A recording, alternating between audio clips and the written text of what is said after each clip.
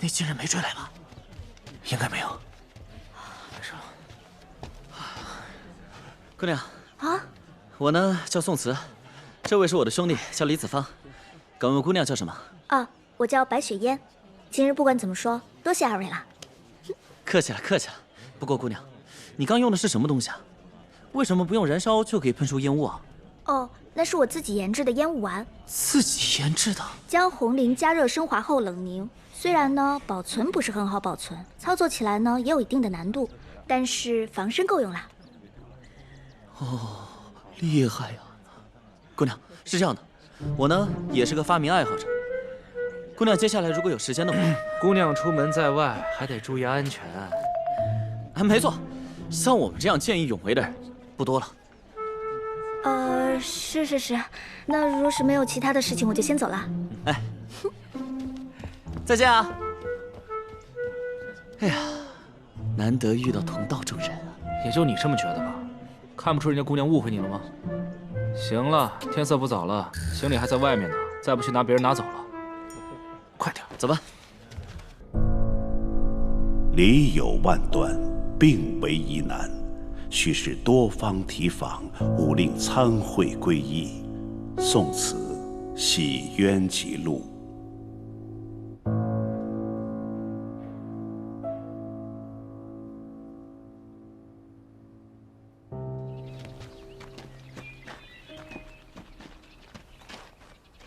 只剩最后一家了，如果再没有，只能睡大街了。子芳，其实我觉得宜春院也挺好的。这么看着我干嘛？啊，不，我不是那个意思。你想啊，这宜春院又干净，晚上饿了还有夜宵吃，你想要什么都有，对吧？你还敢回去啊？算了，房间就剩最后2间了，一大一小。大的1两银子1晚，小的房间40001晚，这么贵啊？嫌贵可以不住啊。现在整个燕回城都封城了，爱住不住，有的是人。你这是坐地起价，趁机发财啊！商人嘛，有发财的机会当然要抓住了，是吧？2位客官，你们随意吧。这样吧，给我个大的，小的给他。喂，凭什么我住小的呀？我掏钱，你要不乐意你掏啊。要说请客，客人当然是要住好的呀。对不起，谁说我要请客了？不是，开房。大房间我要了。大姐，骗子，怎么又是你？这位小兄弟怎么说话呢？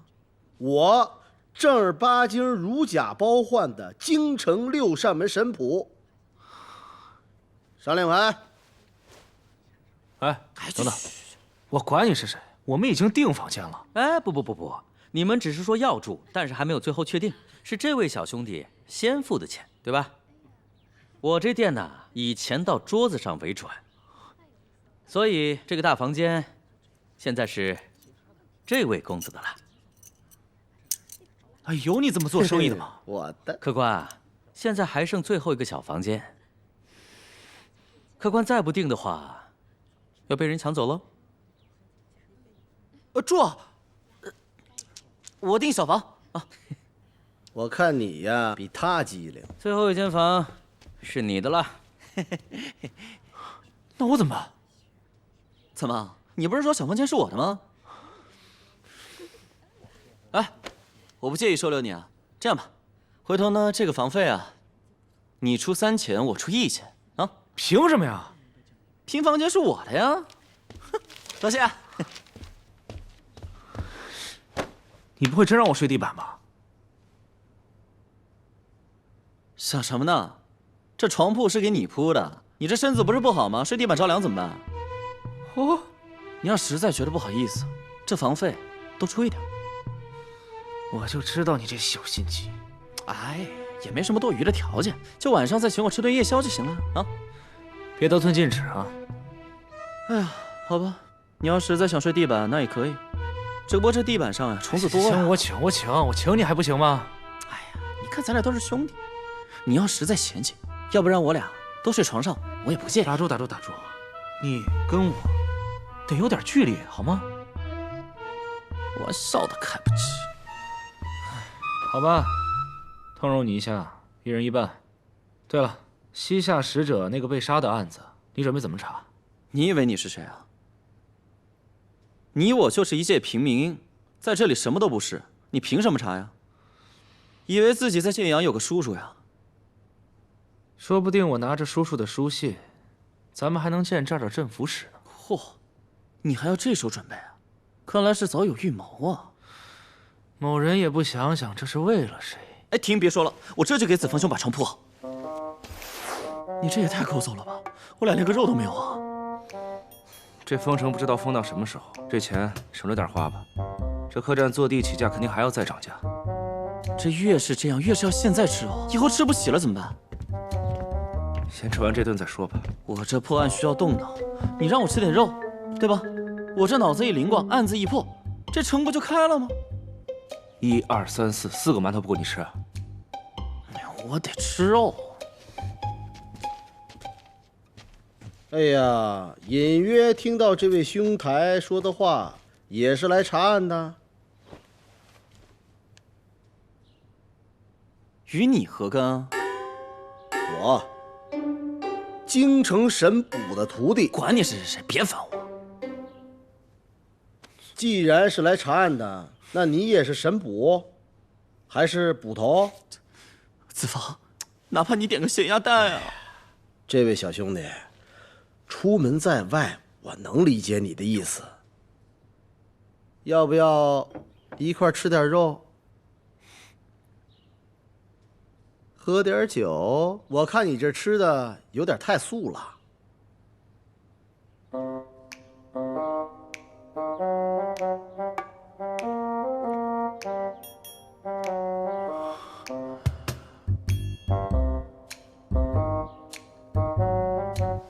哎，你真去啊？豪气啊，兄弟！去，点壶酒。那我就不客气了。哎，这位小兄弟，刚才问你的话还没回答我呢。破案呢？我的确破过案。那个建阳女鬼霞水一案就是我破的。哎，行，你糊弄鬼呢？以为我真不知道？那女鬼案是镇守府李从新破的，李大人我还是非常钦佩的。我一直就在想，李大人破完案为什么要写辞官信呢？后来我又想，到底是李大人厉害，还是我师傅风不平厉害？你怎么知道李大人辞官信的事啊？这位兄弟，我是风不平的徒弟，在京城还是有些人脉的。当然是听吏部的人说的了。那案子什么李大人破的？那案子是我一个人破的，好吧，和他无关。谁信你啊？你有本事把这案子破了。听见了吧？你自己的人都不信。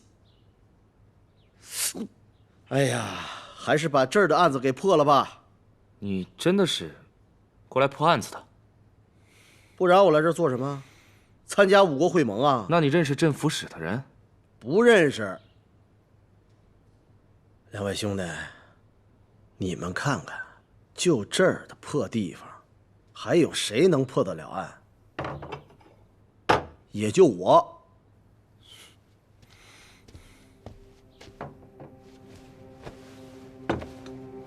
吃饭。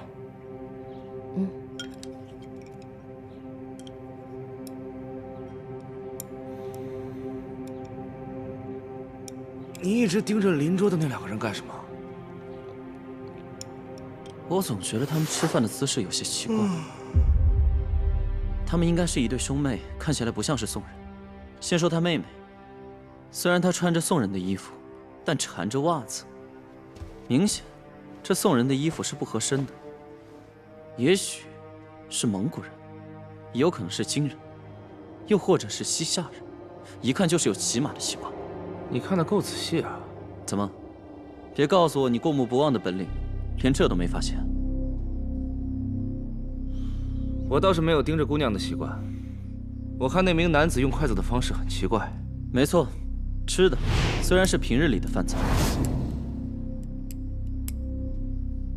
但是明显，这中原人的筷子他用的非常不习惯。燕回城本就是大宋的地盘，估计来这儿做生意的吧。穿成宋人的样子，比较方便一些。总感觉这一切都非常奇怪。我还以为你在想那个白衣姑娘呢。你把我想成什么人了？我只是对她有些好奇。这姑娘有点特别，话很少，感觉性格有点孤僻。方才客栈再次遇见，才知道她是药仙。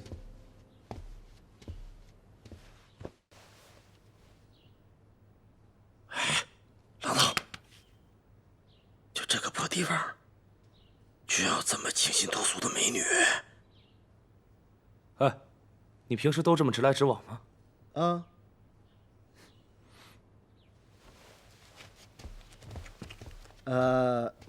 请问这位女子芳名啊？白雪烟，有事吗？白雪烟？你就是那位药仙啊？你看看，这也太有缘分了。我们初来燕回城，就听到你的大名。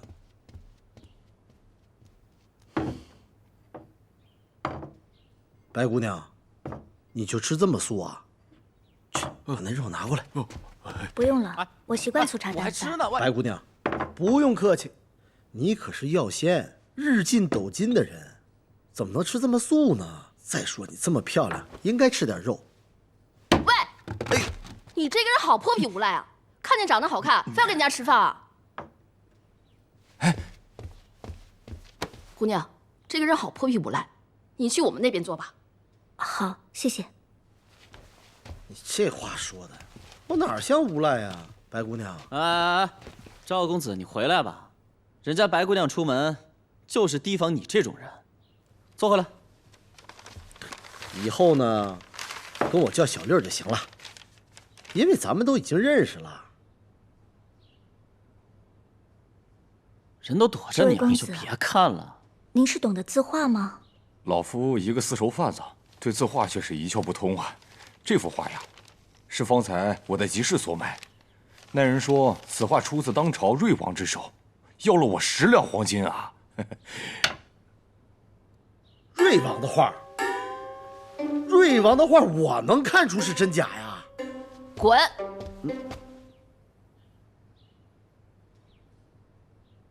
还是要留意那个女子，我总觉得有些不对劲。你就是职业病。对了，还有一件重要的事情。明天我要吃包子啊。行啊，那你明天陪我去找镇抚使，然后我再请你吃包子。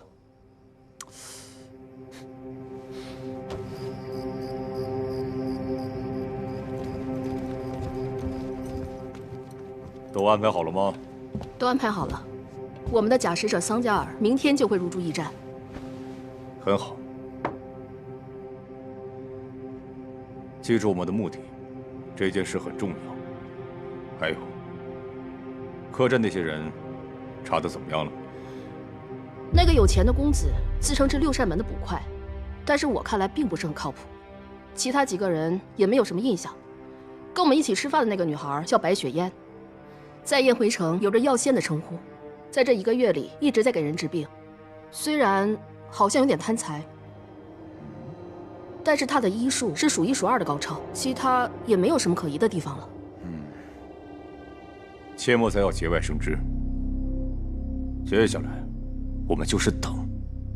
燕回城会有一场好戏，而我们就是这场戏最大的赢家。表哥，我不太清楚。你不用清楚，细节知道的越少，就越安全。那我国会盟让桑加尔去吗？对，就让桑加尔去。不过说不定最后谁都不用去。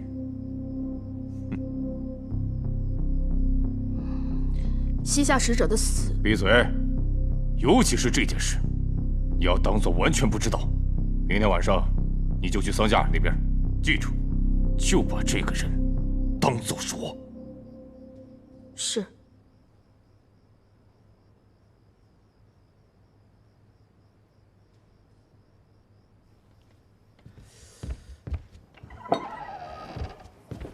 殿下，这间客栈我探查过了，一共10几间屋子，人员复杂，咱们一切还是以安全为重。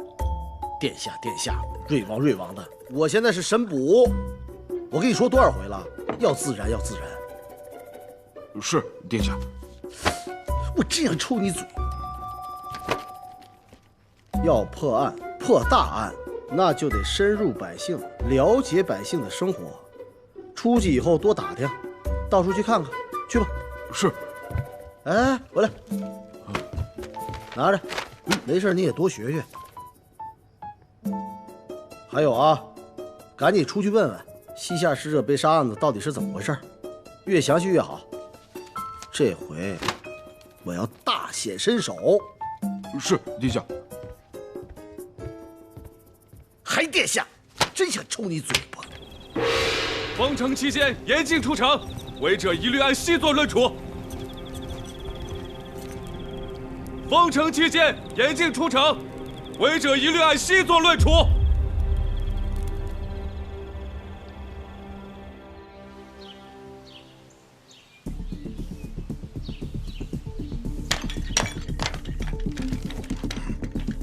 什么人？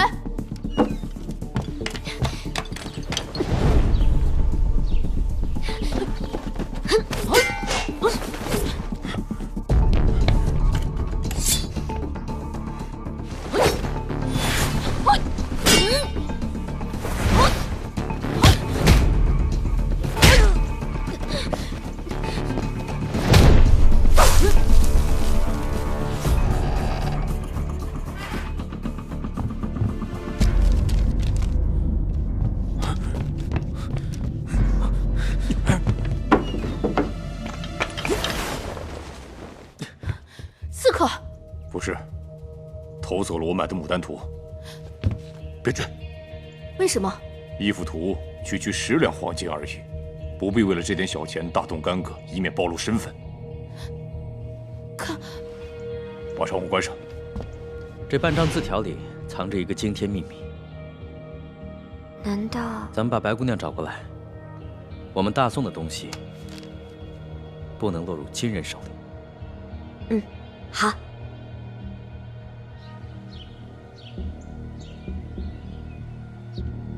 白姑娘，这幅画你鉴定过了，是真迹吗？错不了，出自当朝瑞王之手。不得不说，这个曾先生很有眼光。我估计连卖画的人都不知道这是真的呢。白姐姐，那个曾先生真的是金人吗？是，他的言谈举止，尤其是他身上所用的香料，一定是金人。白姑娘，会不会是因为这个曾先生，因为常年行走于宋金两地之间，身上或多或少保留了一些金人的生活习惯呢？哥，一开始我也这么想，但他那个妹妹的出现，彻底打消了我这个念头。我跟曾先生的那个妹妹交过手，用的就是金人的武功，错不了。那就好。我们大宋的东西，不能落入金人手里。白姑娘，据你估计，这幅画大概值多少钱？至少100两黄金。太好了。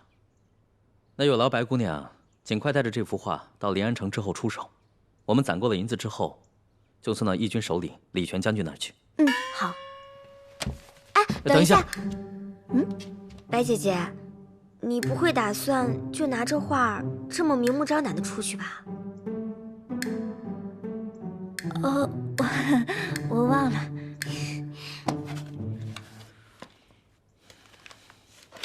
刚好有件事情我觉得很奇怪，你说这个曾先生丢失这么名贵的画，也不报官，也不声张，大概是这曾先生的画也来路不明吧，因此不敢声张。有可能吧？那我先走了。白姑娘请。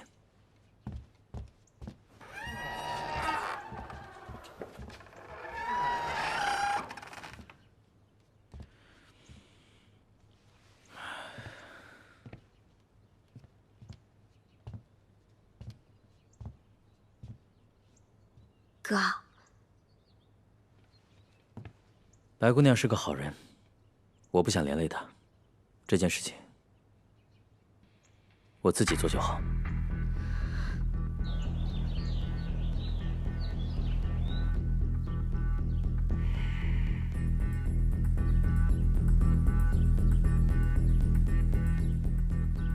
我大夏的大将军李元志，是死在你大宋的燕回城外。不管怎么样，魏大人作为大宋燕回城的镇抚使，必须要给我个说法，以免引起两国的误会。可是你们家大将军是死在你们的军营里，当时是由贵国的使者卫队保护着，并未入驻我大宋燕回城的驿站。李将军，这个责任由我们来承担，恐怕不太合适吧？魏大人，你是想推卸责任？当然不敢。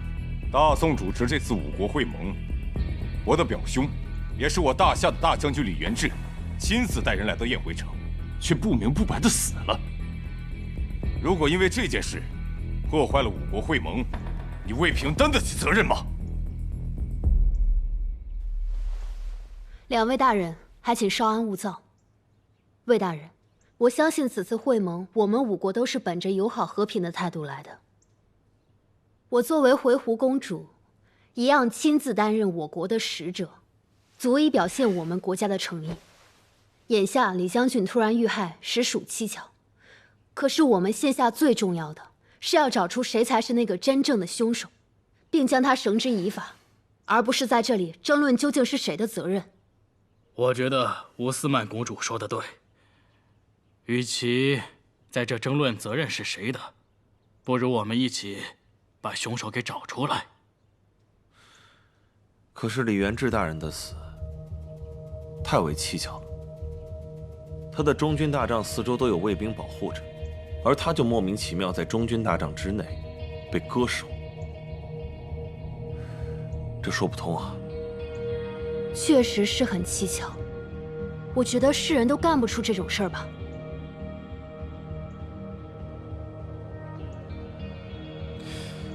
李元志将军死的时候，是不是正坐在椅子上，一只手夹着自己的头颅？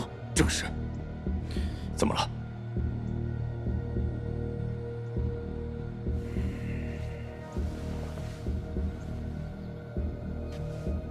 你们听说过金国前国师完颜穆的诅咒吗？完颜穆诅咒？我也是在草原上听我家可汗说起过完颜穆诅咒。完颜穆精通奇门遁甲各种术数，以及驱灵御鬼之术。相传，他用自身精血画下4道诅咒，使用之人需用特殊法门开启。这第1道诅咒所画图案，正是一个人坐在椅子上，右手将自己的头颅夹在腰间。你的意思是，大将军的死是因为金人前国师的诅咒？若是完颜穆的诅咒，难道是金人干的？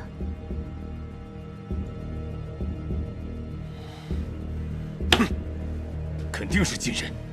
会盟才开始，我大夏的使者就死了，但到现在，他金国的使者还没有出现。不是他，还能是谁？哼，笑话！你们的使者死了，就怪到我大金的诅咒上来。我看这五国会盟，怕不是你们4国联合起来对付我大金的会盟吧？你是什么人呢？我是阿兰，大金国使者卓鲁图的贴身侍卫。阿兰，明天晚上你就去桑加尔那边，记住，就把桑加尔当作是我卓鲁图。是。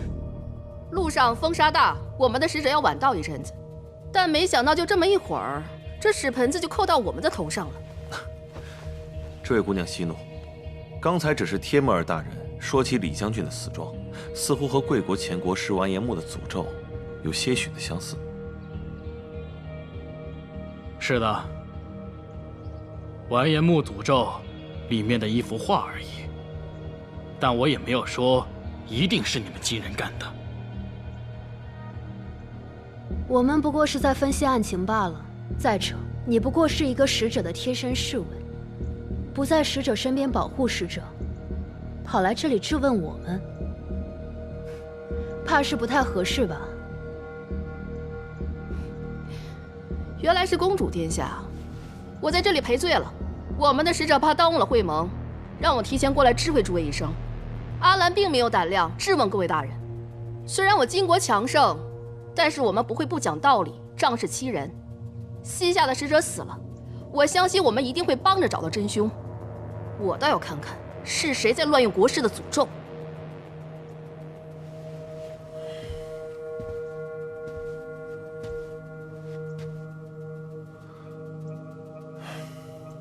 是啊，如今没有任何证据，不能随便猜测。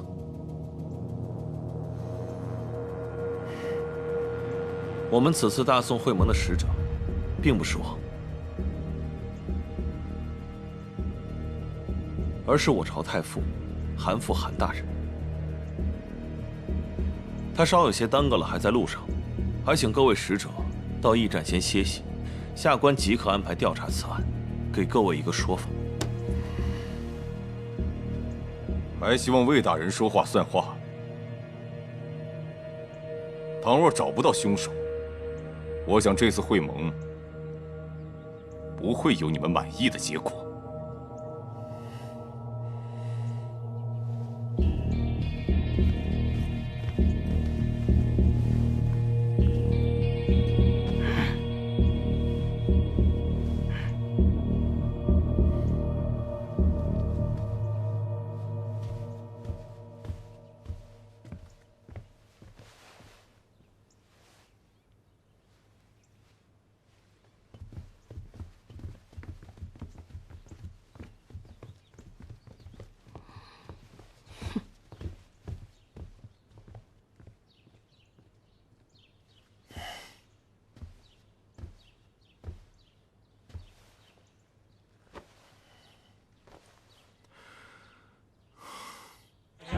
客官，您的包子。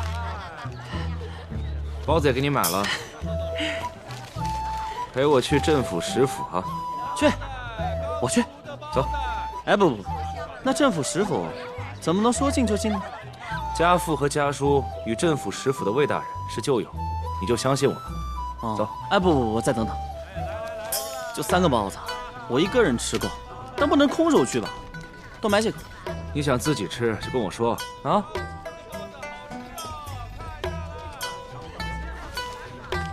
够了。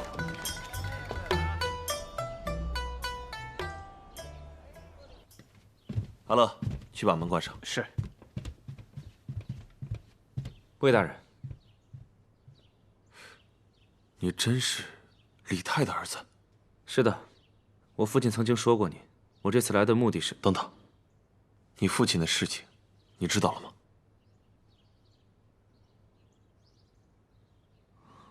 我父亲的事。我收到你父亲的来信，你看看吧。我离家前，叔父曾收到父亲大人的一封信，里面写着：“不要企图寻找真相，认真考取一个功名。”我不知道什么意思。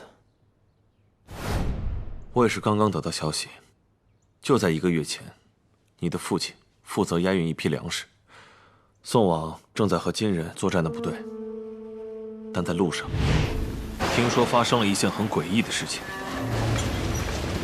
当李将军的队伍经过一个地方时，忽然间乌云遮雨，天空下起大雨，并且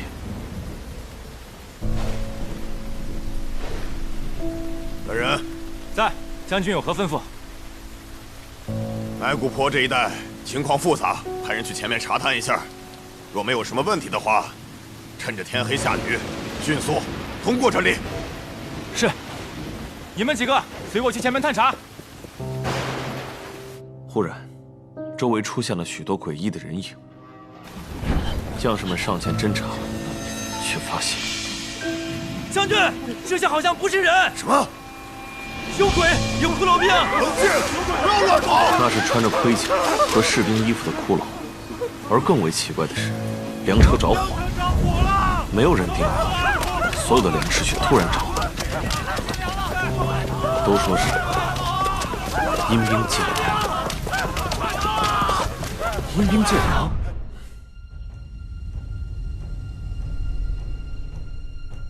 你的父亲因为押运粮草不力，送往京城后被关进刑部大牢，等待审判。